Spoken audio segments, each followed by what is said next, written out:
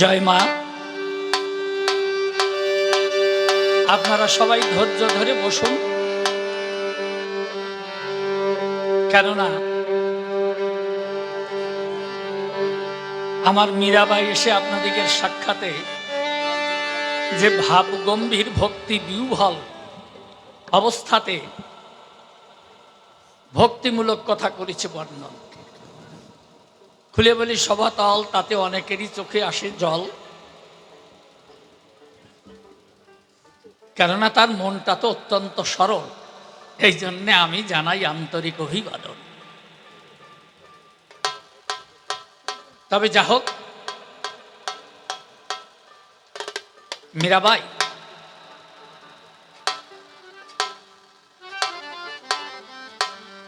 আমিও তোমায় করি মানা। আমি হলাম মেবারের রাজা। আমি ইচ্ছা করলে গেল। হ্যালো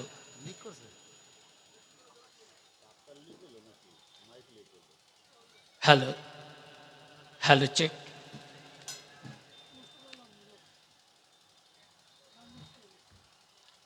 আমি মেবারের রাজ রানাকুম্ভ। আমি জীবনে কখনো কোনো নারীর মর্যাদা হানি করি না, কোনো নারীকে অসম্মান করি না। সেটা তুমি নিজেও বুঝেছ। আমি এ পর্যন্ত তোমার সঙ্গে কোনো খারাপ ব্যবহার করি নাই। করেছি কি? মনে হয় না। তুমি তা কখনো বলতে পারবে না। আমি তোমার কাছে জানাই, আমি এখনো পর্যন্ত তোমার মনের উপরে কোনো জোর খাটাই নাই। এবং আমার চারিত্রিক বৈশিষ্ট্য তুমি জানো অনুক্ষণ। এটা তোমার আছে জানা, এই জন্যে তোমায় করি মানা। তোমার পক্ষেও তুমি কিন্তু মূলত প্রেমিকা মীরা, শ্রীকৃষ্ণ বল্লভা। তোমার যে প্রেমের ধারা, আমি তোমাকেই করে যাই বর্ণন। তবে তোমার মুখে এমন বাচালতা সাজে না। যেমন মীরাবাইয়ের নাকি হিসু চাপিয়ে গেছে। কি বাবা বাসু, মীরাবাই বলে গেছে না যে আমার চাপিয়ে গেছে হিসু? হ্যাঁ, আমি মেবারের রাজা, তোমাকে রাজরানী করে এনেছিলাম রাজবাড়ির পরে। তা তোমার মুখে এরকম বাচালতা সাজে না। তাতে আমি জানি যে তোমার ডায়াবেটিস আছে। আমি খুলে বলি তোমার কাছে, তার জন্য ব্যাগে ওষুধও আছে, সিমার 42। যে সমস্ত ওষুধ তো আগে থেকেই আছে, অসুবিধা কি, গিয়েই একটা খেয়ে নেবা। কিন্তু এত লোক সমক্ষে, খুলে বলি সভাপক্ষে, তোমার মুখে এইরকম কথা তো সাজে না। তুমি একটু বিবেচনা করে দেখো। তাই আমি কিন্তু আজও পর্যন্ত তোমাকে স্পর্শ করি নাই, কোনো কামনায় কিনা কিংবা কোনো কামভাবে আমি কখনো তোমার দিকে তাকাই নাই। এই পর্যন্ত যা কিছু হয়ে গেছে, এটা তোমার জন্য পরীক্ষা ছিল। আমি আগেই বলেছেন না যে আমি মেবারের রাজা, রানাভোজ। এই জন্যে আমার পক্ষে সমস্ত বাজে কথা সাজে না।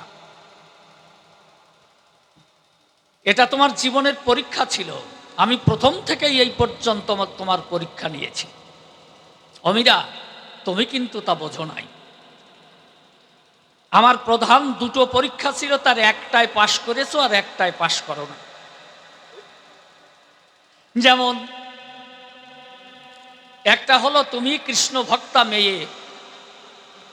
আমি মেবারের রাজা রানাকুম্ভ গিয়ে যখনই তোমাকে করতে চেয়েছিলাম বিয়ে, প্রথমত তুমি যদিও আপত্তি করেছিলে যে আমার বিয়ে তো হয়ে গেছে, কিন্তু তোমার বাবা যখন বলল যে মেবারের রাজা রানাকুম্ভ এসেছে, তোকে রাজরানী করে নিয়ে যাবে তার ঘরে, এরপরেই উনার মনটা নরম করে বলে হ্যাঁ আমি যেতে পারি। এই দেখেন, এই যে প্রথম কিন্তু পরীক্ষায় ফেল করে গেল। আমি ভেবেছিলাম তুমি কৃষ্ণ ভক্তা মেয়ে, কোনো রাজৈশ্বর্যের প্রতি লোভ করবে না।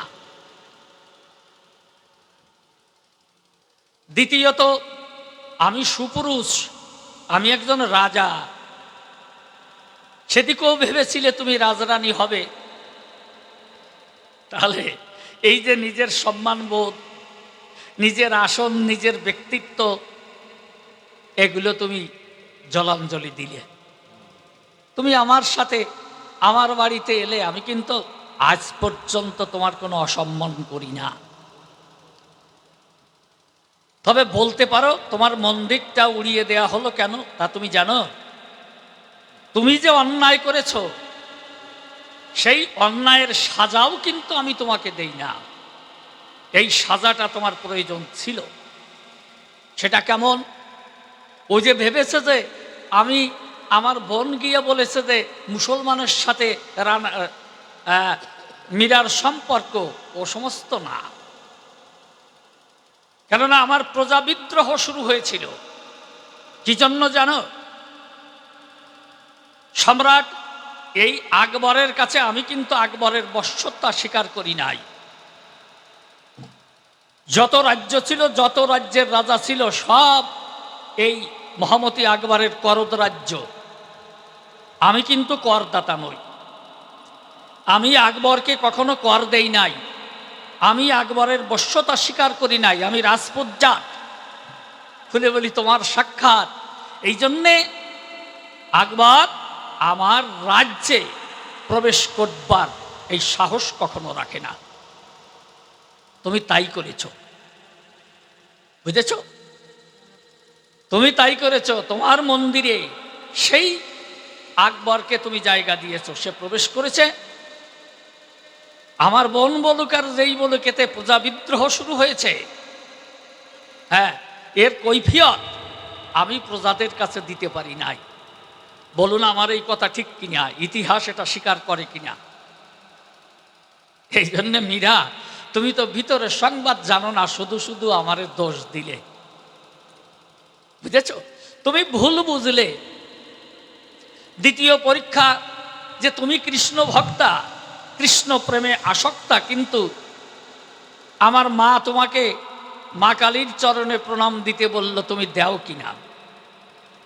কালীর চরণে প্রণাম দাও নাই, এটা ঠিক আছে, কিন্তু যে কুলপুরোহিত ব্রাহ্মণ এই শাক বলি দিয়েছে হলো ব্রাহ্মণ। খুলে বলি তোমার ধারে সেই রক্তে রঞ্জিত জবা তুলে দিয়েছে তোমার করে করতে কালী মায়ের আরাধনা। এ দোষ তো আর আমার না, আমি তো তোমার হাতে তুলে দেই নাই। কি বাবা, ঠিক তো? ওই পাঠার রক্ত মাখা জবা, এটা আমি তোমার হাতে তুলে দেই নাই। আমি সেটা তোমাকে দিয়ে মায়ের চরণে দিতেও বলি নাই। এইখানে তুমি ঔদাত্য প্রকাশ করেছ। সেটা কি? সেটা হলো মায়ের তো আর কোনো দোষ নাই, কালী মায়ের তো আর কোনো দোষ ছিল না। আমি দিয়েছি রাধারানীর তুলনা, সেটা তোমার মন মতো হলো না। বলে রাধার তুলনা দিলে কোন কায়দায়, কোন জায়গাটা কোন জায়গায় মিশালে। তুমি আসলে আমার কথা গেছো ভুলে। কেন? তুমি মায়ের চরণে তো জবা ছিল, মায়ের পাদপদ্মের জবা নিয়ে সেই জবা মাকে দিয়ে তুমি পূজা করতে, তাতে তো আর অসুবিধা হতো না। তাহলে ছোট্ট একটা গানকে ছেড়ে দিই নাকি? ঠিক আছে, আচ্ছা, তাহলে ছোট্ট একটা গান গেয়ে। আচ্ছা বাবা,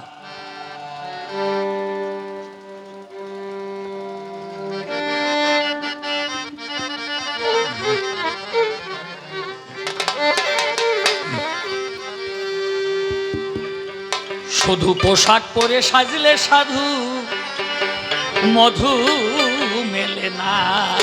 শুধু পোশাক পরে সাজলে সাধু মধু মেলে না। শুধু পোশাক পরে সাজলে সাধু মধু মেলে না।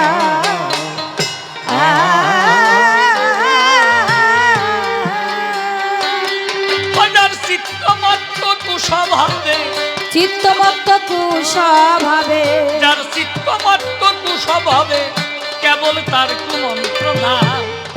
পোশাক পরে সাজলে সাধু মধু মেলে না শুধু, পোশাক পরে সাজলে সাধু মধু মেলে না।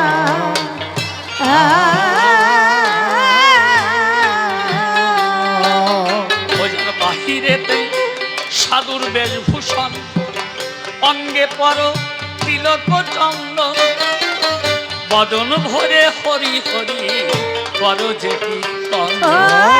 করো যে কীর্তন,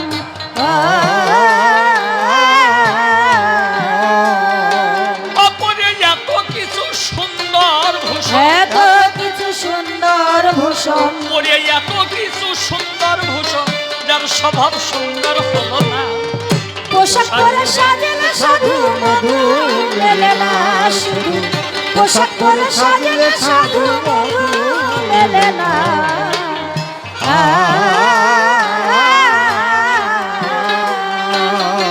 যার মুখেই কেবল হরি বলা সার, ভিতরেতে শুধুই অন্ধকার, মন যে সদাই পড়ে থাকে কামের অলঙ্কার। ও কামের অলঙ্কার,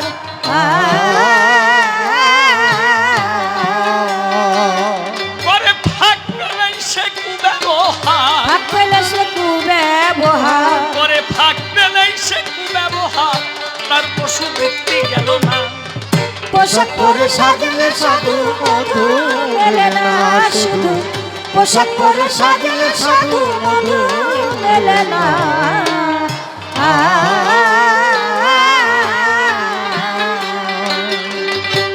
অমিরা, এই জন্য শুধু সাধু সাজলেই হয় না, তার মনটা যদি সাধু না হয়, বলে আমি যেতাম না। আমার প্রতি যে দুর্ব্যবহার করেছ, তুমি একটা দেখাও যে আমি তোমার প্রতি কি দুর্ব্যবহার করেছি। যতবার যত জিনিস যত কথা বলো, আমি কিন্তু তার প্রতিকার কখনো করি নাই, তোমাকে তিরস্কারও করি নাই, তোমাকে বহিষ্কারও করি নাই।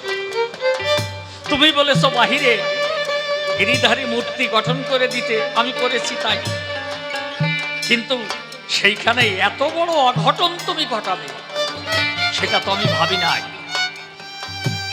তোমার বোঝা উচিত ছিল যে কাজের জন্য আমার রাজ্যে প্রজা বিদ্রোহ শুরু হয়ে গেল, আমি তোমাকে তো অন্য দোষ দেই নাই, আমি তোমাকে কলঙ্কিত করি নাই, এটা বলা ভুল হবে।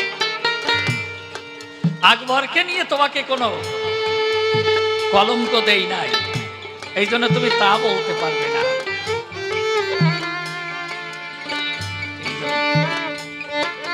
ও যার চিত্ত মাত্র কুস্বভাবে,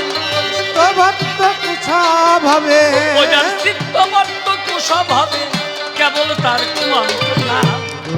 পোশাক পরে সাজলে সাধু মধু মেলে না শুধু, পোশাক পরে সাজলে সাধু মধু মেলে না।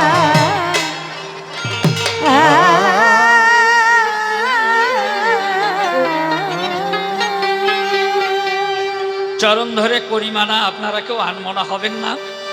কবি কাব্যের বেচা কেনা করিতে দুইজন, আমি এসে প্রথমবারে রানা কুম্ভ নাম ধরে পরিচয় দিয়ে আসরে মীরাবাইয়ের গোচরে করেছিলাম কয়েকখানা প্রশ্নের আয়োজন। তাই তো খ্যাতি সম্পন্ন কবি অসীমবাবু যিনি, তিনি হয়ে এই মেবারের রাজরানী মানে মীরাবাই নামকরণ। খুলে বলি, আপনাদিকের ধারে যে যে প্রশ্ন করেছিলাম তারে উনি এসে আসরে এক এক করে তার জবাব করেছেন অর্পণ। যদিও দিয়েছেন সুন্দর জবাব, আমাকে ওই জবাবে ধরতে হবে অভাব, এটা কবিওয়ালাদের 14 গোষ্ঠীর জাতের স্বভাব, আমাকেও করতে হবে তেমন। এই জন্যে আপনারা থাকবেন সবাই বসে, আমি আবারও মীরাকে ধরব কষিয়ে, যেভাবে হেসে হেসে ভাব রসে জবাব করেছে অর্পণ। খুলে বলি, তোমার ঠাই অমীরা, আমি তো তোমাকে পাঠার রক্ত মাখা জবা তোমার হাতে তুলে দেই নাই, এ তো করেছ ওই পুরোহিত ব্রাহ্মণ। বড় আশা ছিল আমার অন্তরে, আমি এই জন্যে তোমাকে এনেছিলাম ঘরে, তা না করলে পরে আমি কালী পূজা করি, আমি এই রাজদণ্ড করেছি ধারণ। যদি একথা সুনিশ্চিত যদি ওইটাই আমার মনে থাকতো, তাহলে তুমি কৃষ্ণ ভক্তা মেয়ে, তোমাকে বিয়ে করতে যাব কি কারণ? কি বাবা, তাই না? আমি আমি ভেবেছিলাম তোমাকে দিয়ে কোনো পরিবর্তন করাতে পারি কিনা। কি বাবা, তাই তো? সমাজের যদি একটা পরিবর্তন করাতে হয়, যদি একটা জনজাগরণ ঘটাতে হয়, তাহলে একজন নেতার প্রয়োজন, তাই তো? একজন নেতা বা নেত্রীর প্রয়োজন।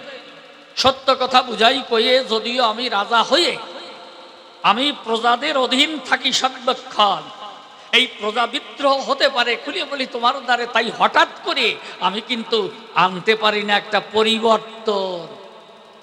অমিরা, তাই তো আমি মনে মনে চেয়েছিলাম তোমার দ্বারা আমি আমার রাজ্যে আনবো সেই পরিবর্তন, কিন্তু তুমি আমার ভাব বোঝো নাই। খুলে বলি তোমার ঠাই অহেতুক অনেকে বেশি কথা বলেছ অকারণ।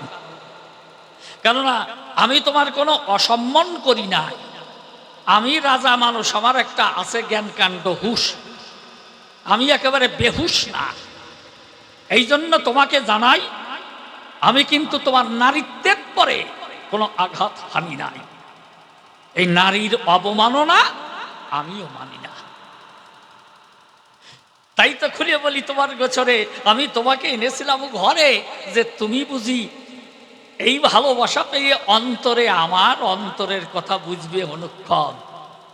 অমিরা, আমার মনে ছিল ভাবো আমিও তোমার সঙ্গে যাব, তুমি আর আমি মিলে করব শ্রীকৃষ্ণ ভজন। কিন্তু এই যে পশু বলি প্রথা, বুঝে নিও তুমি আমার অন্তরের কথা, এটা আমিও মানি না কখন।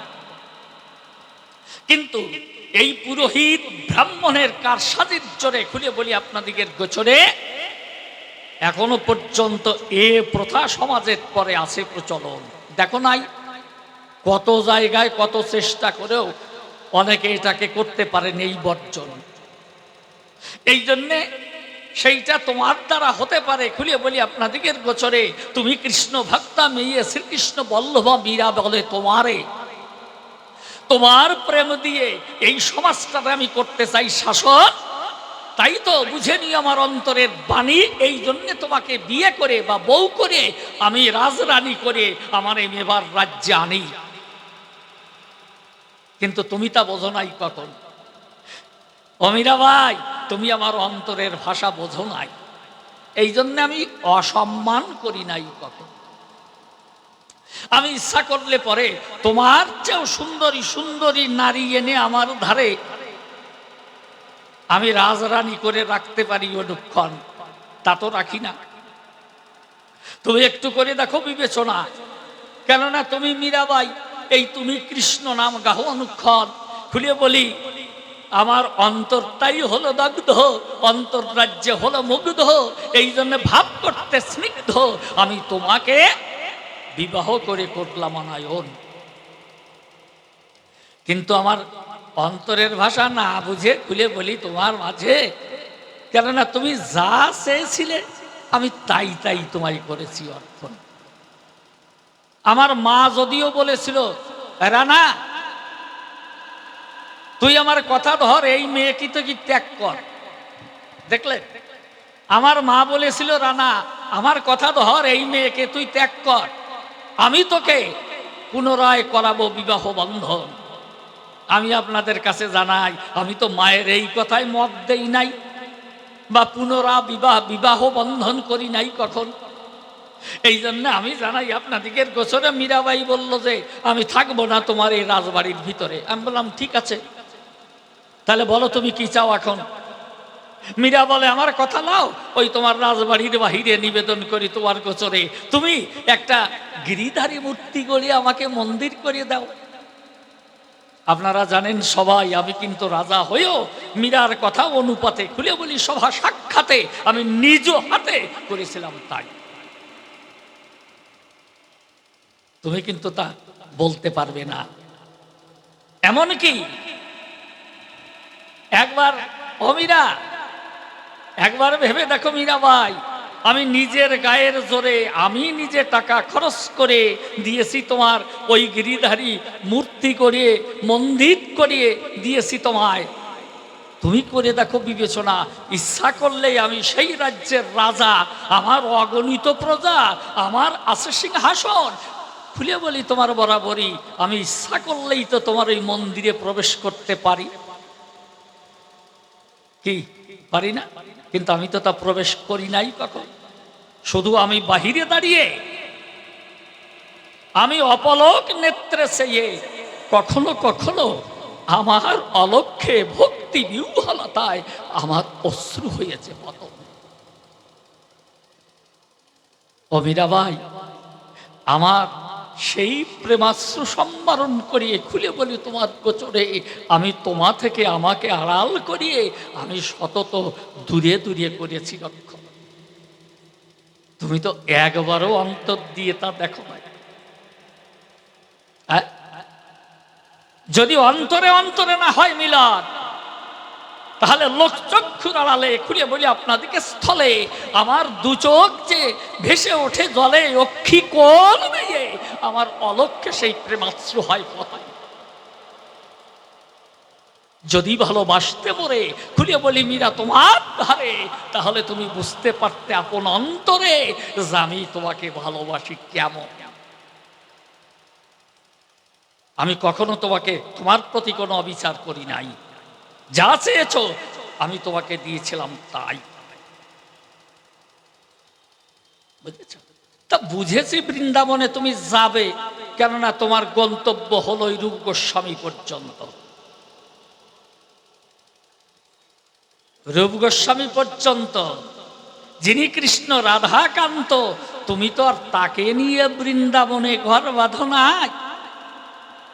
যদিও প্রথম গিয়ে বৃন্দাবনের পরে বেঁধেছিল একটা কুড়িয়ে, যেদিন থেকে রূপ গোস্বামী এলো তোমার দ্বারে, তার সঙ্গ ধরে তুমি করেছো ভজন। আমার অপরাধটা কোথায়? আমার অপরাধটা কোথায়? আমি তোমার প্রতি এমন কি আচরণ করেছি যে রূপ গোস্বামী থেকে পড়ে গেলাম কম? আমার অন্তরে ভালোবাসার অভাব ছিল না?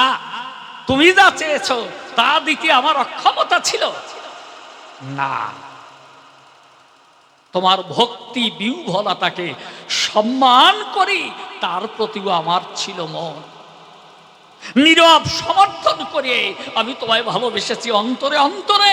তোমার এই ভক্তি ভাব ধীরে ধীরে আমার ভিতরে ঘটেছিল জাগরণ। মীরাবাই, একবারও পিছনে ফিরে খুলে বলি তোমার গোচরে তুমি অন্তর্চক্ষু উন্মিলিত করে আমার দিকে চেয়ে দেখো না। আমার অন্তরে গজিয়েছিল ভক্তিলতা, আমি তোমাকে জানাই সেই কথা। আমার ভিতরের যত আবিলতা যখন হয়েছে স্খলন, আমি জানাই তোমার গোচরে, কিন্তু তুমি তো একবারও আমার সেই মনের খবর রাখো নাই। এই জন্যে তুমি ছিলে সেই প্রেমের ছবি। তুমি আমার কাছে যা যা করেছিলে দাবি আমি তোমাকে দিয়েছি, কিন্তু সবই কিছুই বাকি রাখি। অন্তরে জাগে অফসোস, তুমি অহেতুক শুধু শুধু আমায় দিলে দোষ। যিনি আমার ধ্যানের ঠাকুর আশুতোষ জানেন তো তাই। যা হোক, এই জন্য তোমায় করি মানা, অহেতুক তুমি আমাকে দোষ দিও না। আমি বললাম যে তাহলে এই যে মা কালী আর কৃষ্ণ কেলে শোনা, এর মধ্যে বড়কে জানতে চাই। আমার মীরাবাই ডেকে বলেছে আপনাদিগের ধারে কৃষ্ণই হলো সবার উপরে, যিনি জগতের কর্তা, অনিন্দ সুন্দর কানাই। আর নাকি এঁকেছে এক প্রেমের ছবি, বলল কালীমা হলো দেবী, কালী মাতা হলো দেবী। হে মীরা, তুমি আসলে তার আসল তত্ত্ব জানো নাই। বুঝেছ? যার দ্বারা জগৎ উদ্ভব, তুমি তো জানো না মূলে সব। কারণ এই কালী মাতা হলেই জগৎ সৃষ্টি হলো অনুক্ষণ। যদিও শ্রীকৃষ্ণ স্রষ্টা, যদিও শ্রীকৃষ্ণ স্রষ্টা ছিল, তোমার কাছে বলা ভালো, তার আসার পর এই মাই কিন্তু করে দিয়েছিল শুভম। দেখো না, এই জন্যে যেদিন কৃষ্ণ আবির্ভূত হলো কংসের কারাগারে, খুলে বলি তোমার গোচরে, সেদিনও কিন্তু আদ্যা শক্তি মহামায়া বলে যারে, তিনি গিয়ে প্রথম আপনাদিগের ভাগবতেও তার পরিচয় দিল। আদ্যা শক্তি মহামায়ায় জগতে এসে খুলে বলি আপনাদিগের পাশে শ্রীকৃষ্ণের আসার পথ তৈরি করে দিয়েছিল। কি বাবা, ঠিক না? হ্যাঁ, তাই তো কংসের কারাগারে আমি জানাই আপনাদিগের ধারে, দেখেন না, মায়েরই নির্দেশ অনুসারে ওই প্রসূত কৃষ্ণকে যখন যমুনা পার করে গোকুলে নিয়ে যায়, সেখানেও মাতা যশোমতীর ঘরে আমি জানাই আপনাদিগের গোচরে মায়ের কৃপায় কিন্তু সেখানে একটা ছেলে আর একটা মেয়ে জন্ম পায়। দেখেছেন, একটা হলো সেই আদ্যা শক্তি মহামায়া ধরে এসেছিল নিজ কায়া, আর একজন তারই ছায়া, ওই যে আর একটা ছেলে মানে ব্রহ্মা দিয়ে দর্শন। এই দুই রূপ যখন এলো, যখন ওই যে বসুদেব কৃষ্ণকে নিয়ে ওইখানে নামিয়ে দিয়েছিল, ওই ছেলেটার সঙ্গে যখনই ছেলের হয়ে গেল মিলন, আর বসুদেব মনে মনে ভাবে এই মেয়েটাও হয়তো এর সঙ্গে মিশে যাবে, আমি কংসের হাতে কি করবো অর্পণ, তাড়াতাড়ি মেয়েটাকে, তখন তাড়াতাড়ি ওই মেয়েটারে নিয়ে আপনাদের কাছে জানাই কইয়ে তখন কংসের ঘরে চলল ধেয়ে, সকালবেলায় ওই মেয়েটাকে নিয়ে কংসের করে করে অর্পণ। কংস দেখে কন্যা মূর্তি, তবুও থেমে গেছে কংসের স্ফূর্তি, কারণ এই তো অষ্টম গর্ভে দিয়েছে দর্শন। মনে মনে করে বিবেচনা, এরেও ছাড়া যাবে না, এই জন্য হাতে ধরে আছাড় দিতে যায় যখন, আমি জানাই আপনাদিগের নিকটে হাত ফসকে তখন উপরে উঠে দশভুজা মূর্তি করলো ধারণ, কংসকে বলেছে ডেকে, ও কংস, এই ধ্বংস করবে যে তোমাকে, আমি সে নয় কখন, খুলে বলি তোমার কাছে সে গোকুলে পার হয়ে গেছে। তাহলে এখানেও সে মহামায়া, আদ্যা শক্তি মহামায়া নিজ মূর্তি করিয়া ধারণ কংসকে সতর্ক করেছিল, এই কথা বলে দিল ভাগবতের বচন। হ্যাঁ, অমিরা, তুমি ছোট করো কি কারণ, মাকে ছোট করো কি কারণ? হ্যাঁ, মা হতেই জগতের উৎপত্তি, খুলে বলি সবাই সম্প্রতি। এই জন্য দেখো না, বেদের দশম মণ্ডলে এই মায়ের বচন বলেছে, অহং শুভে পিতা রমস্য মূর্ধন মম চনির প্রশান্ত সমুদ্রে। এই মা বলেছেন কি, অহং শুভে পিতা রমস্য মূর্ধন, যিনি এই জগতের পিতা, আমি তাকেও প্রসব করে সেজেছি মাতা, আর প্রসূত বস্তুর মধ্যে আমারই শক্তি নিয়োজিত থাকে সর্বক্ষণ। অমিরা, এটাও বেদের বাণী, বুঝে নিও সেই কাহিনী। তাহলে ওই যে আমার মাতা ঠাকুরানী আদ্যা শক্তি মহামায়া যে জন, তিনি হলো জগতের শ্রেষ্ঠা, এই জন্যে তিনি এই জগতের মূল কারণ, এই জগতের যিনি বিশ্বপিতা, তাকেও প্রসব করেছেন মাতা। তাই এই দশম মণ্ডলের কথা, অহং শুভে পিতা রমস্য মূর্ধন মম জনরূপে সন্ত সমুদ্রে, গভীর জ্ঞান সমুদ্রের অতল তলে আমার জনিপীঠ স্থিত রয়। দেখেছ মীরা, এই জন্যে কাউকে কোনো ছোট করা উচিত নয়। এই মহামায়ার কাহিনী তুমি জানো না সর্বক্ষণ, কেননা দেখেছ 18 বার যুদ্ধ করে, আমি জানাই তোমার গোচরে, মা এক একটা করে অসুর নিধন করে এই বিশ্ব জগৎ করেছেন রক্ষণ। কি তাই তো? আমার কাছে একটু খুলিয়ে বলো, তখন তোমার এই জগৎ পিতা, জগতের স্বামী কৃষ্ণ কোথায় ছিল, যিনি জগতের আদি মূল কারণের কারণ, তিনি আদ্যা শক্তি মহামায়া যে জন। আদ্যা শক্তি বুঝে নিও আমার যুক্তি, অর্থাৎ এই যুক্তি মিথ্যা নয়। কখন তিনি 18 বার যুদ্ধ করে করে এই অসুর নিধন করে করে এই ধরিত্রীকে রক্ষা করে এবং এই বিশ্ব জগৎকে করেছিলেন ধারণ। তাই তোমায় করি মানা, অহেতুক শুধু শুধু দোষ দিও না, মাকে ছোটা করতে চেও না। কোন পূজারী ব্রাহ্মণ, কোন পুরোহিত ব্রাহ্মণ পাঠা বলি দিয়েছে, তার রক্তে রঞ্জিত জবা তোমার হাতে তুলে দিয়েছে, তুমি মাকে প্রণাম করলে না, তাতে মায়ের কি আসে যায়? তুমি একটু বলতে পারো আমায়? হ্যাঁ, বিশুদ্ধ মনোফুলে মায়ের চরণ তলে তুলে যদি তুমি পূজা করতে অনুক্ষণ, তোমার কাছে করি বর্তনা, দেখতে তুমি মায়ের কৃপা বর্ষিরণ হয় কি না। তা করেছ? তা তো করো নাই। তুমি নিন্দা, কৃষ্ণা ভক্তা, কৃষ্ণ ভক্তা মেয়ের পক্ষে তার মুখেই এইসব নিন্দাবাদ হয় না, নিন্দাবাদ এটা মানায় না। কি বাবা, তাই তো? আমার কথাগুলো কি খারাপ বলছি? যত যন্ত্রণা আসুক, যত যন্ত্রণা আসুক জগতে, খুলে বলি আপনাদের সাক্ষাতে, যত অত্যাচার নেমে আসুক এই দুনিয়ায়, কৃষ্ণ ভক্ত হলে পরে খুলে বলি আপনাদের গোচরে, তাতে তার কিছু যায় আসে না, আসে নাহি যায়। বুঝলে? সে সব সইতে পারে। এই যে প্রহ্লাদ ভক্ত ছিল, আপনাদের কাছে বলা ভালো, দেখো না কৃষ্ণ ভক্ত কারে বলা হয়? খুলে বলি আপনাদিগের গোচরে, হিরণ্যকশিপুর ঘরে এই প্রহ্লাদ জন্মগ্রহণ করে। জানেন যত জ্ঞানীজন, কিন্তু জন্মমাত্র কৃষ্ণ নাম করে, ভগবানের নাম করে, হিরণ্যকশিপু মনে মনে চিন্তা করে, তাই তো এ হলো কেমন জ্বালাতন। ভগবান নারায়ণ কৃষ্ণ হলো আমার চিরশত্রু, এই নাম ভোলাবার তরে প্রহ্লাদকে পাঠিয়ে দিল ষাণ্ডমার্কের ধারে। ষাণ্ডমার্ক হাজার চেষ্টা করেও কৃষ্ণ নাম ভোলাতে পারে না কখনো। দেখেছো? যখনই গুরুদেব বলে প্রহ্লাদ বলো তো ক, ওই প্রহ্লাদ বলে গুরুদেবের ধায়ে, ওই যে কয়ের মাঝেই আমার কৃষ্ণ বিরাজ করে, যিনি কৃষ্ণ নটওয়ারে। দেখো না, তিনি সারা বিশ্ব জগৎ জুড়ে বাঁশি বাজায় অনুক্ষণ। আমার কৃষ্ণ কালো শশী ওই যে বাজায় প্রেমের বাঁশি। এই কথা শুনতে পারে যখন পরীক্ষা দেবার তরে ষাণ্ডমার্ক যখন বলে প্রহ্লাদের গোচরে, প্রহ্লাদ নামটা শিখেছো? বলে হ্যাঁ, নামটা শিখেছি। এই নয়ের ঘরের নামটা আমি সার করেছি জনমের মতন। যখন ষাণ্ডমার্ক প্রহ্লাদকে নিয়ে যখন দত্তাধিপতি হিরণ্যকশিপুর কাছে গিয়ে প্রহ্লাদকে করেছো অর্পণ, দত্তাধিপতি ডাক দিয়ে কয়, বাবা বলো দেখি আমায় কি করেছো শিক্ষণ। বলে গুরুদেব বলেছে আমাকে ক বলতে, ক, কিন্তু ওই কয়ের মাঝে আমার কৃষ্ণ নাচে।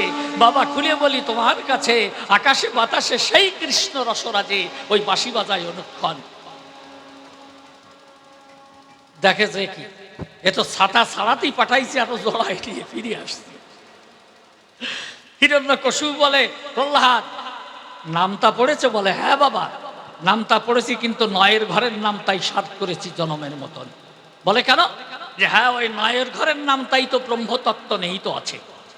বলে সে কেমন? যে এক ব্রহ্ম হতে অনন্ত কোটি ব্রহ্মাণ্ড নিয়েছে জনম, আবার সেই ব্রহ্ম ডুব দিয়ে এই ব্রহ্মাণ্ডের ভিতরে খুলে বলি তোমার গোচরে লীলা করে অনুক্ষণ। এই জন্যে ব্রহ্ম যিনি স্রষ্টা তিনি সৃষ্টি। তাই তো এই যে সৃষ্টির যে কৃষ্টি, এটা উপনিষদে করেছে বর্ণন।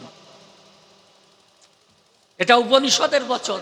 বললেন যিনি স্রষ্টা, আবার তিনি সৃষ্টি। দেখেন খুলে বলি আপনাদিগের গোচরে, বলে দেখো না বাবা, আচ্ছা এলজাবরা দেখো না, এই যে একটার সঙ্গে আর একটা গুণ করা, যদি এরকম একটা শুধু ফোঁটা দেওয়া যায়, বিন্দু মতো ফোঁটা দেওয়া যায়, তাহলে ওটাকে গুণ বোঝায়, ইনটু। এই জন্য এবির ফর্মুলা যদি হয়, খুলে বলি আপনাদিগের দ্বারা কোনো সাইন বাদে, খুলে বলি আপনাদিগের সান্নিধ্যে যদি কোনো ফর্মুলা তৈরি করা যায়, এ প্লাস বি হোল স্কোয়ারের ফর্মুলাটা আছে, এ মাইনাস বি হোল স্কোয়ারের ফর্মুলা আছে, আমি বলি আপনাদিগের কাছে, কিন্তু এ বির formula A plus B by two whole square minus A minus B by two whole square. তাহলে দেখেছেন, মানে যে ব্রহ্ম হতে ব্রহ্মাণ্ড অনন্ত কোটি ব্রহ্মাণ্ড এসেছে, খুলে বলি আপনাদিগের কাছে, আবার সেই ব্রহ্ম এই ব্রহ্মাণ্ডে নিহিত আছে, আবার এই ব্রহ্মাণ্ড সেই ব্রহ্মে হয়ে যাবে মিলন। এই ব্রহ্মতত্ত্ব ওই নয়ের ঘরের নামটায় আছে। বলে কেমন? বলে নয়কে নয়, নয় দুগুণে 18, একের পরে 8 লিখলে পরে 18 বলে তারে, আবার একে 8 যোগ করে যে নয় সেই নয় হয়। দেখলে 3 নং 27, 2-এর পরে 7 লিখে এই 27 বলে তাকে, আবার 2-এর সাথে যোগ করে দেখে যে নয় সেই নয়। 4 নং 36, 3-এর পরে 6 লিখলে পরে 36 বলে তারে, আবার 3-এ 6 যোগ করে সেই নয়ই পূর্ণ হয়। 5 নং 45, 4-এর পরে 5 লিখলে পরে 45 বলে তারে, আবার 4-এ 5-এ যোগ করে সেই নয়ই তো পায়। 7 নং 63, 6-এর পরে 3 লিখে 63 বলে তাকে, 6-এ 3-এ যোগ করে দেখে যে নয় সেই নয়। 8 নং 72, 7-এর পরে 2 লিখলে পরে 72 বলে তারে, আবার 7-এ 2-এ যোগ করে সেই নয়ই হয়। 9 নং 81, 8-এর পরে 1 লিখে 81 বলে তাকে, আবার 8-এ 1-এ যোগ করে দেখে সেই নয়ই পূর্ণ হয়। 9 10 90, 9-এর পরে 0 দিলে পরে 90 বলে তারে, আবার 9-এ 0 যোগ করে সেই নয়ই তো রয়। দেখেছেন? এই জন্য বাবা প্রহ্লাদ ডাক দিয়ে বলে বাবার কাছে, বাবা ওই 9-এর নামটাই ব্রহ্মতত্ত্ব নিহিত আছে, এই জন্য আমি খুলে বলি তোমার কাছাকাছি ওই 9-এর ঘরের নামটাই জীবনে সাত করেছি। অর্থাৎ একমাত্র ভগবানই হলেন এই বিশ্বের অধিকর্তা, তিনি হলেন এই বিশ্বের পরিচালক, প্রতিপালক, এই বিশ্ব বসুধায়। তাহলে বলুন, আমি জানাই আপনাদিকের ধারে তখন হিরণ্যকশু ডাব দিয়ে বলে, পারিষদ বর্গের গোচরে এখনই বিরাট অগ্নিকুণ্ড করবি প্রজ্বলন। আমার কথা নিবি, তোরা প্রহ্লাদকে হাত পা বেঁধে খুলে বলি তোদের সান্নিধ্যে ওই প্রচণ্ড অগ্নিকুণ্ডে ফেলে দিবি। যখন বিরাট অগ্নিকুণ্ড জেলে দিল, আকাশ দিয়ে পাখিরা উড়ে চাচ্ছিল, ওই আগুনের দাহিকা শক্তিতে তাদেরও ভস্মীভূত হলো তখন, তারাও ভস্মীভূত হলো তখন। দেখেন, অথচ সেই আগুনের ভিতরে হাত পা বাঁধা প্রহ্লাদ বসে আছে, তার ভিতরে ওই কৃষ্ণ নাম করেছে অনুক্ষণ। খুলে বলি সভার সন্নিধান, ভক্তের পরশে পরমহরসে ওই আগুন পর্যন্ত হয়ে গেল ফুলের মালা। এ তো কৃষ্ণ ভক্ত ছিল, কই সে তো ভুলে যায়নি তার মন। ধন দৌলতের প্রতি তার দৃষ্টি নাই, বাবার রাজ সিংহাসনের প্রতি তার দৃষ্টি নাই, তার নিজের জীবনের প্রতি মায়া নাই কখন। তা তুমি ভুলে গেলে কেন? আমারে দেখে আমি রাজা মানুষ, আমারে দেখে ভুলে গেল তোমার মন। আমার রাজ সিংহাসন আছে, অগণিত প্রজাবর্গ আছে, আমি এই রাজ্য করি পালন, তাই তো তুমি আমাকে দেখে কি আশা ছিল তোমার বুকে, বিয়ে করে আমাকে আমার ঘরে রাজরানী রূপে দিলে দর্শন। কি বাবা, তাই তো? ভুল বলছি? তাহলে বলো তো, এই প্রহ্লাদ যখন কিছুতে প্রহ্লাদ মরে না, দত্তাদি করি পতি করে বর্ণনা, এই ওর বুকে শিলা বেঁধে খুলে বলি তোদের সান্নিধ্যে ওই নদীর জলে ফেলে দিবি। সেইভাবে যখন প্রহ্লাদকে ফেলে দিল, কৃষ্ণ নামে মত্ত ছিল, কৃষ্ণ নামের বলে বুকের শিলা শোলা হয়ে গেল। তখন আমার কাছে বলো দেখি, প্রহ্লাদ ভয় পেয়েছে নাকি? না, মাতাল হাতিকে খাওয়াইয়ে মদ, স্বভাবে করিয়া বধ, তখন ওই পথে ছেড়ে দেয় প্রহ্লাদকে হস্তপদ বেঁধে খুলে বলি সভার সান্নিধ্যে। ও তো কৃষ্ণ কৃষ্ণ বলে কাঁদে, পথে পড়ে রেখে দিল। তখন যখন মাতাল হাতি ছুটে এলো, এসে প্রহ্লাদকে শুন্ডে জড়িয়ে নিয়েছিল, যখন মাথার পরে করেছে উত্তালন, সবাই মনে মনে ভাবে, হায় রে প্রহ্লাদকে এবার বুঝি চিরতরে আছাড় দেবে, ওই মত্ত হাতি পদদ্বারা করিবে দলন। খুলে বলি আপনাদিকের ঠাই, কিন্তু হাতি তা করে নাই, অনায়াসে প্রহ্লাদকে নামিয়ে দিল। তখন খুলে বলি আপনাদিকের গোচরে ভক্তের পরশ পেয়ে অন্তরে ওই মত্ত হাতি তাদেই নৃত্য করে, তাই দেখে সমস্ত প্রজারা করেছে হরি হরি কীর্তন। বলো, এখানেও প্রহ্লাদ বেঁচে গেল। যত আছেন ভক্তবৃন্দে একবার প্রেমানন্দে হরি হরি বলুন। তোমার কাছে করি বর্ণনা, তাহলে কৃষ্ণ ভক্ত তখনও মরে না, আর ভয় পায় নাই ওই প্রহ্লাদ। তখন খুলে বলি আপনাদের সন্নিধানে তখন ওই কালকুট বিষ এনে, দেখেছেন, কালকুট বিষ এনে প্রহ্লাদের করে দিয়েছে। তখন যখনই দেখতে পায় সম্মুখে বিষ, বলে যিনি কৃষ্ণ জগদীশ, এই বিষের মধ্যে বিষেরও বরণ কালো, আমার কৃষ্ণও হলো কালো, কালো কালো হয়েছে মিলন, তাই হা কৃষ্ণ বলে ভেসে ভেসে নয়ন জলে ওই কালকুট বিষ অধরে তুলে আমার প্রহ্লাদ করেছে ভক্ত। আপনাদের কাছে বলা ভালো, নামের গুণে খুলে বলি আপনাদেরকে সন্নিধানে ভক্তের ভক্তি গুণে ওই বিষ পর্যন্ত নির্বিষ হয়েছিল। কই প্রহ্লাদ তো ভয় পায় নাই, কোনো মরণের ভয় পায় নাই, হ্যাঁ, বাবার রাজ ঐশ্বর্য চায় নাই, চাইনি বাবার রাজ সিংহাসন। খুলে বলি আপনাদিকের ধারে এইভাবেই কিন্তু প্রহ্লাদ ভক্ত। তাই ভগবান যেদিন প্রহ্লাদের গোচরে বলেছিল বচন যে প্রহ্লাদ বাবা কথা লাও, তুমি আমার কাছে কিছু চাও। প্রহ্লাদ বলে ঠাকুর সত্যিই তুমি দেবে? বলে হ্যাঁ দেবে। বলে সত্যিই তুমি দেবে? ভগবান বলছে হ্যাঁ দেবো। বলে সত্যিই দেবে তো? বলে হ্যাঁ দেবো। বলে তাহলে তুমি আমাকে তাই দাও, আমি জীবনেও যেন কোনো দিন তোমার কাছে কিছু চাই না। প্রহ্লাদ করেছে বর্ণনা, হে ঠাকুর তুমি যদি দাও তাহলে এই দাও, আমি যেন জীবনেও কোনোদিন তোমার কাছে কিছু চাই না। এই হলো কৃষ্ণ ভক্তের মন। অমিরা ভাই, কিন্তু তুমি তো তা করো নাই। হ্যাঁ, তুমি প্রথম পরীক্ষায় হেরে গিয়েছিলে। এই জন্য বৃন্দাবনে যে কি হবে, বৃন্দাবনে যে কিছু হবে না, আমি তোমার কাছে করি বর্ণনা। যার হয় তার এই ঘরে বসেই হয়, বুঝলে? যার হয় না 9তে, তার হয় না 90তে। এই জন্য শাস্ত্রেরই বচন, কোনো কিছু ত্যাগ করলে হয় না। ঘরে বসে যা হয়, ওই জগৎ ঘুরিয়ে 12 আর ঘরে বসে 13,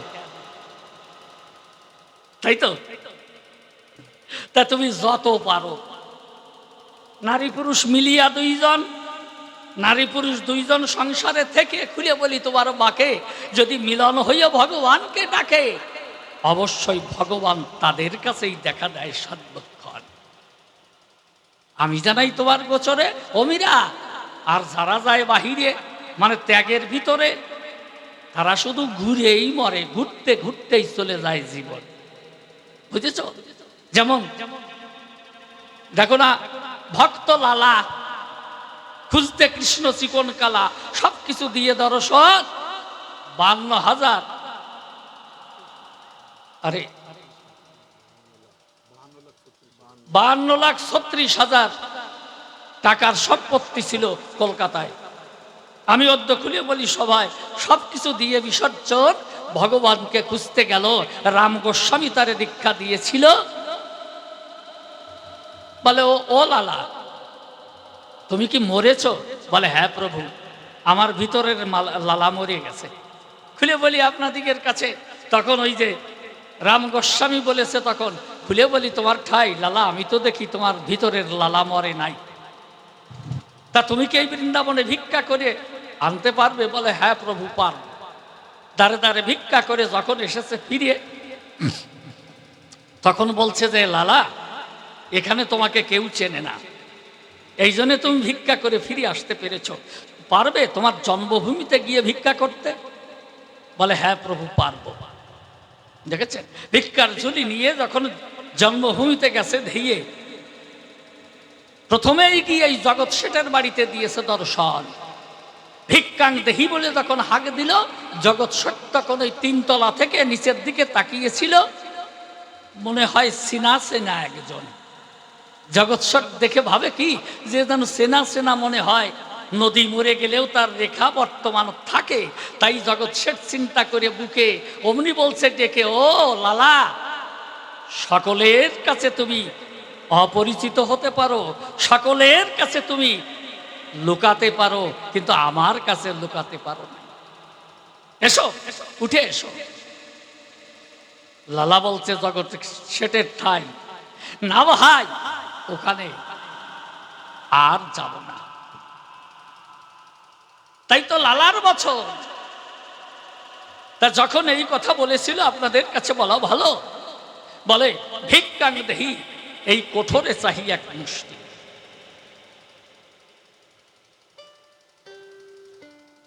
তা এই লালা যখন এই প্রমাণ দিয়ে ফিরে এলো, রাম গোস্বামীর কাছে দীক্ষা নিল, ওই বৃন্দাবনে করেছিল ভজন। আমি জানাই আপনাদিগের গোচরে, একজন ভক্তের বিপক্ষে কোনো কথা বলতে আসরে আমার একটু দ্বিধাবোধ হয়, কুণ্ঠাবোধ হয়, এই জন্য বলতে পারি না কখন। হয়তো জানাই আপনাদিগের কাছে লালার যে কিভাবে মৃত্যু হয়েছে, হয়তো আপনারা জানতে পারেন কোনজন। আপনাদের কাছে করি বর্ণনা, আমি ওই অপবাদটা আমি দিতে পারবো না। তবে আপনারা পড়ে দেখবেন লালা বাবুর জীবনেতে কি করেছে লিখন, কিভাবে তার মৃত্যু হয়েছে, ক্ষুধার যন্ত্রণায় শেষ পর্যন্ত আর কিভাবে হয়েছিল মরণ। যাক, ওটা আমি বলবো না। আমি জানাই আপনাদিগের গোচরে এই ত্যাগের ভিতরে এইভাবেই কিন্তু মানুষের জীবন লীলা সায় হয় অনুক্ষণ। এই জন্য মীরা তোমার কাছে করি বর্ণনা, তুমিও বৃন্দাবনে গিয়ে তেমন একটা সুবিধা পাও না। তুমি রূপ গোস্বামীর কাছে গিয়ে দিলে দর্শন, সব কিছু ফেলে গেলে বৃন্দাবনে চলে শেষ পর্যন্ত রূপ গোস্বামীর সাথে জোড়া বাঁধলে। কিন্তু আমার প্রশ্ন হলো, ওইখানে এমন কি বেশি পেয়েছিলে তুমি আমার কাছে বলিবে খুলে, যে আমি তোমাকে তা দিতে পারি নাই কখনো। খুলে বলি, তোমার স্থান আমি তো তোমাকে করি নাই কখনো অসম্মান। আমি সতত দিয়েছি নারীর মান, তোমাকেও দিয়েছিলাম তেমন। যাক, এইবার ছোট্ট একখানা গান গাইয়ে তারপর আরো কিছু কথা তার মধ্যে যাব কইয়ে, আপনারা ধৈর্য ধরে শুধিবাদ্য করবে না কর্ণ।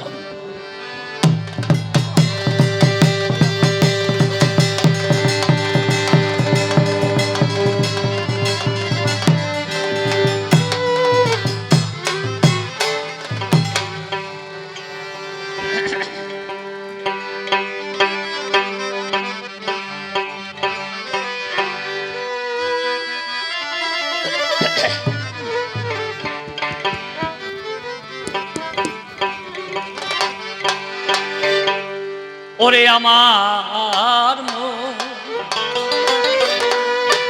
আর কতকাল করবি রে পাগলামি। ওরে আমার আর কতকাল করবি পাগলামি। ওরে অত সাধের দিন ফুরাইল দিবাকর অস্তগামী। ওরে আমার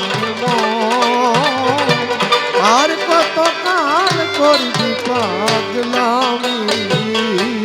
ওই কুয়াশায় ঘিরিল নদী, দৃষ্টি নাহি যায়, পথারিয়ে রইলি বসে নদীর কিনারায়।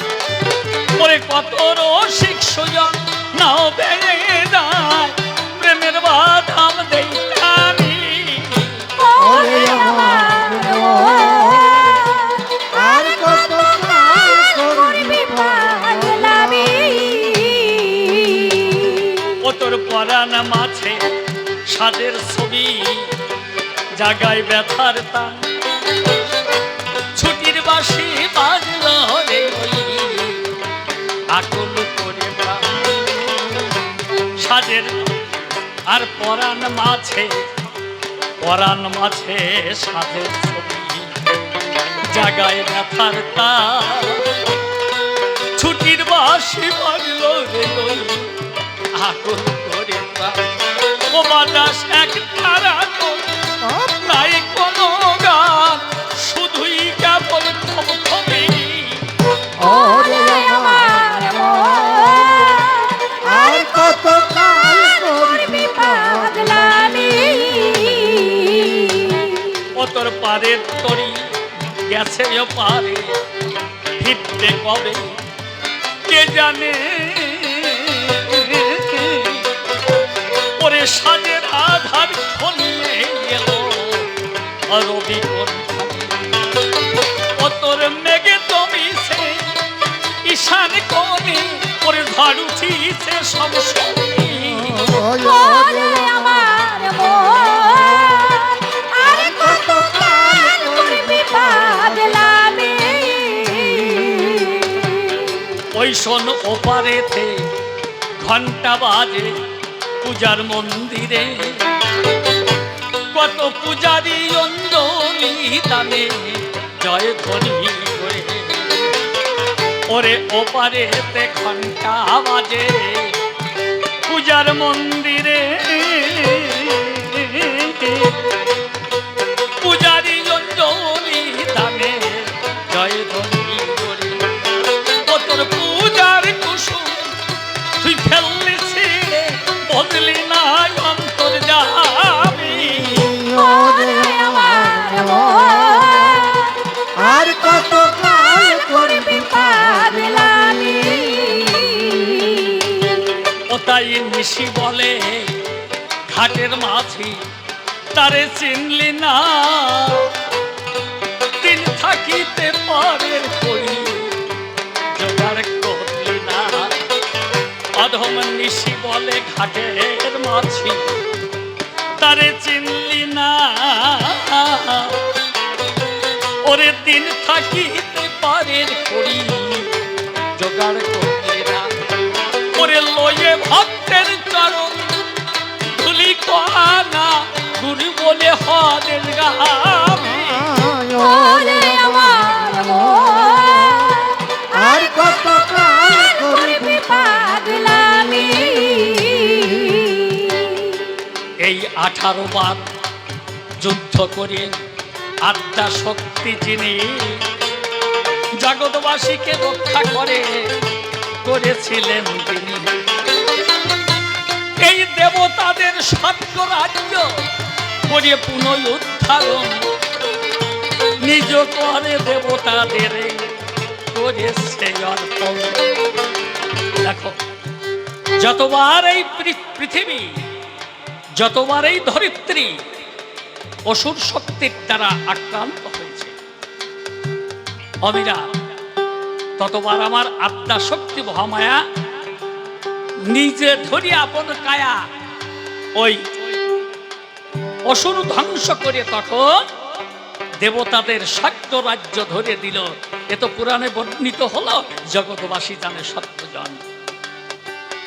আর তো কেউ তখন ছিল না। বলো তাহলে, বলো বলো দেখি বড় কোনজন? এই যে মহিষাসুর দৈত্য ছিল, এই না চরাচরে সকল দেবতারা যুদ্ধ করে গিয়েছিল হেরে। এই দেবতাদের সিংহাসন কেড়ে নিয়েছে সে জন। পাহাড়ে পাহাড়ে সকল দেবতা করে পরিভ্রমণ। তখন ওরে দৈববাণী হয়েছিল, আপনাদের জানা আত্মা শক্তি মহামায়া করে যে বর্ণনা। আত্মা শক্তি মহামায়া তখন ডেকে বলেছে, হে দেবতাগণ, কথা লাও, তোমরা সবাই নিজেদের এক এক শক্তি আমাকে দাও। এক একজন যখন নিজ শক্তি দান করে, নিজেকে দান করে, অর্থাৎ আত্মা শক্তির ধারে অনুগামী হলো যখন, তারই চরণাশ্রিত হয়েছিল। আপনাদের কাছে বলা ভালো, সারা ধরিত্রী তখন কালো ধোঁয়ায় ভরে গেছে। এভাবে কুণ্ডলী পাকাতে পাকাতে যখন উঠলো উপরে উঠে যায়, আস্তে আস্তে সম্পরিত হয়ে আমি আপনাদের কাছে জানাই হয়ে শান্ত স্বভাব ধারণ করে লয়। আত্মা শক্তি মহামায়া যিনি রূপ ধরেছিলেন, তিনি এই যে মহাশক্তি মহাকালী আবির্ভূতা হলো। তখন ডাক দিয়ে দেবতাদের কাছে কয়, সকলের অস্ত্র দেও আমায়। তার মানে কি? তার মানে কি? এটা দেবতাদের আত্মসমর্পণ। ওই মহামায়ার কাছে যখন আত্মসমর্পণ করেছিল সবাই, যখন তাদের অস্ত্রাদি সব ছেড়ে দিল, মা দশভুজা মূরতি করে ধারণ, 10 হস্তে, 10 হস্তে তখন এই অস্ত্র ধারণ করিয়ে, আমি জানাই আপনাদিগের ধারে যুদ্ধ করিয়ে মহিষাসুরের নষ্ট করল জীবন।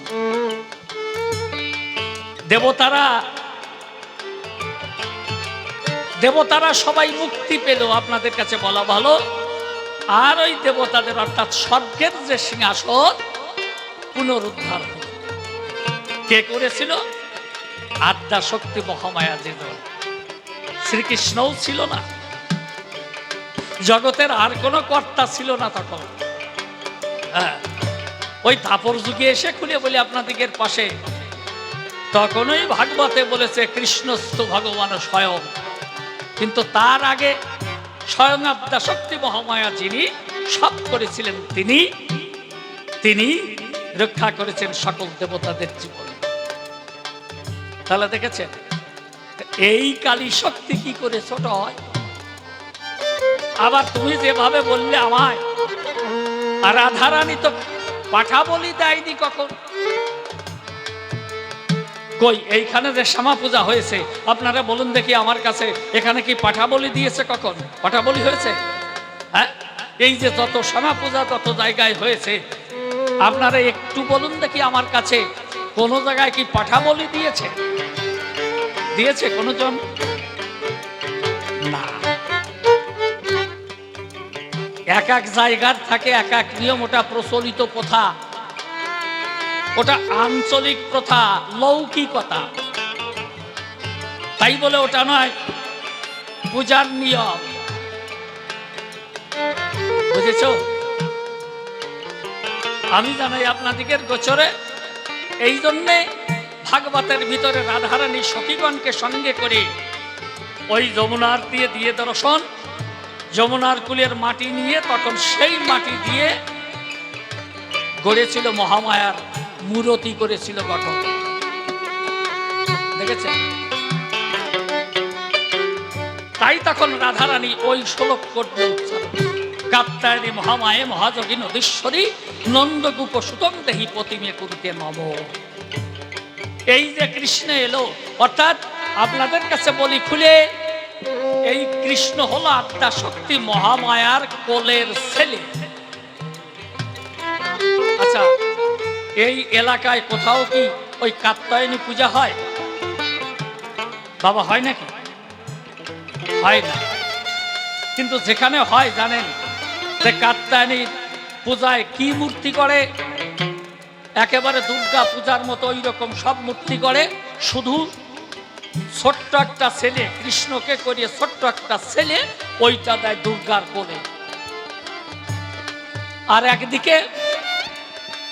একদিকে নন্দ দশমতী, তারা দুজন হাত পেতে কৃষ্ণকে সন্তান রূপে যাঞ্চা করছে, আর অন্যদিকে গোপীগণ ওই কৃষ্ণকে প্রতিরূপে চাচ্ছে। এইভাবে মূরতি করে গঠন। হ্যাঁ, ওই ভাগবতের ওই শ্লোক অনুসারে যে কাত্যায়নী মহামায়ে মহাযোগী নদীশ্বরী নন্দকুব সুতং দেহি প্রতিমে করিতে নম। অর্থাৎ হে কাত্যায়নী মহামায়া, তুমি কৃষ্ণকে আমাদের প্রতিরূপে দান করো। কার কাছে বলছে? ওই আদ্যা শক্তি মহামায়ার কাছে বলছে। কারা বলছে? রাধারানী সহ গোপীগণ। তাহলে মীরা কি বুঝলে? দেখেছো? আর তুমি সেই মাকে অবমাননা করলে কি কারণ? বলো, মার দোষ কোথায়?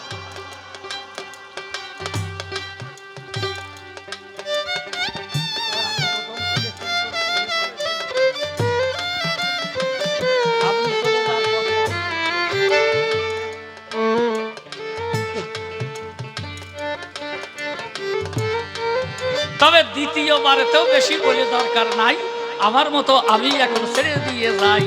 সে যখনই আমার বলে বলে নাই বেশি, আমি কেন বেশি বলে হতে যাব দোষী। এইভাবে আমার যখন সঙ্গ হয়ে গেল, প্রেমানন্দে ভক্তবৃন্দে হরি হরি